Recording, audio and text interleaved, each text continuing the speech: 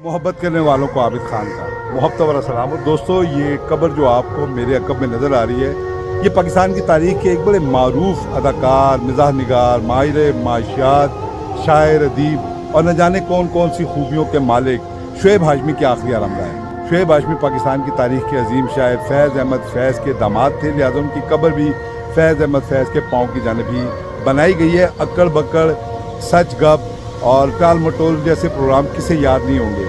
ये तमाम तर जो हैं वो शुएब हाशमी के ज़हन रसा की पैदावार थे। और एक वक्त तो ऐसा था कि वो पाकिस्तान की टेलीविज़न में मज़ाह निगारी के हवाले से एक अलग शनाख्त और पहचान रखते थे।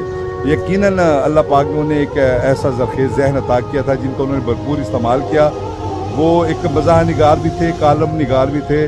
उन्होंने न सिर्फ फ़न के साथ अपना राब्ता बरकरार रखा, बल्कि वो दर्स और तदरीस के हवाले से भी जो है वो वाबस्ता रहे। माहिर माशियात थे, एम ए इकनॉमिक्स, और इसके साथ साथ माहिर माशियात थे, लिहाजा उनके शागिर्द भी ये कहते हैं कि वो जिस तरह देखने में एक खूबसूरत इंसान थे, उसी तरह वो बेहतरीन मुअल्लिम और एक बेहतरीन इंसान भी थे।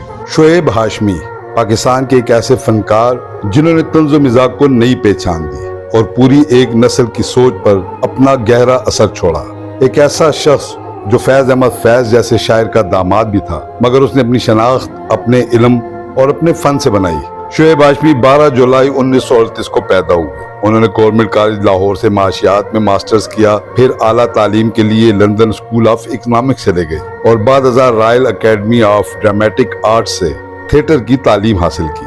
तालीम मुकम्मल करने के बाद उन्होंने कई बरस माशियात के उस्ताद के तौर पर खिदमत अंजाम दी। बाद में उनकी शादी मुसव्विरा और माहिर तालीम सलीमा हाशमी से हुई, जो फैज़ अहमद फैज़ की साहबजादी थी। 1970 की दहाई में जब पाकिस्तान टेलीविजन अपने इब्तदाई दौर में था, शुएब हाशमी ने ऐसे मज़ाहिया और तालीमी प्रोग्राम तख्लीक किए जिन्होंने नाज़रीन के दिल जीत लिए। अक्कड़ बक्कड़, सच गप, टाल मटोल और बुलबुला जैसे प्रोग्राम न सिर्फ तफरीह फराहम करते थे, बल्कि माशरती मसाइल पर भी गहरा तंज करते थे।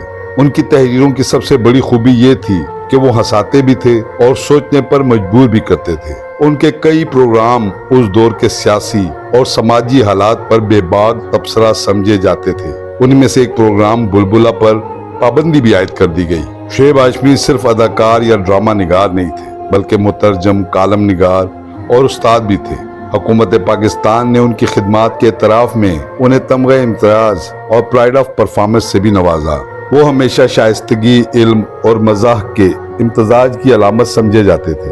उनके शागिर्द और साथी आज भी उन्हें एक बेहतरीन उस्ताद और नफीस इंसान के तौर पर याद करते हैं। शुएब हाशमी तवील आलालत के बाद 15 मई 2023 को लाहौर में 84 बरस की उम्र में इंतकाल कर गए। उनकी वफात पर पूरे मुल्क में अदबी, तालीमी और शोबिस हलकों ने गहरे दुख का इजहार किया। शुएब हाशमी की कब्र उनके ससुर फैज़ अहमद फैज़ के बिल्कुल कदमों में बनाई गई है।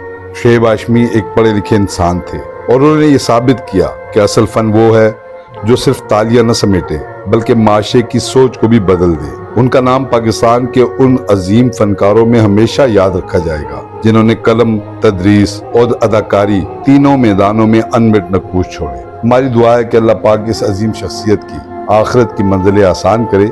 यकीनन ये उन लोगों में शामिल हैं जिन्होंने फन और इल्म की जो खिदमत की वो हमेशा याद रखी जाएगी।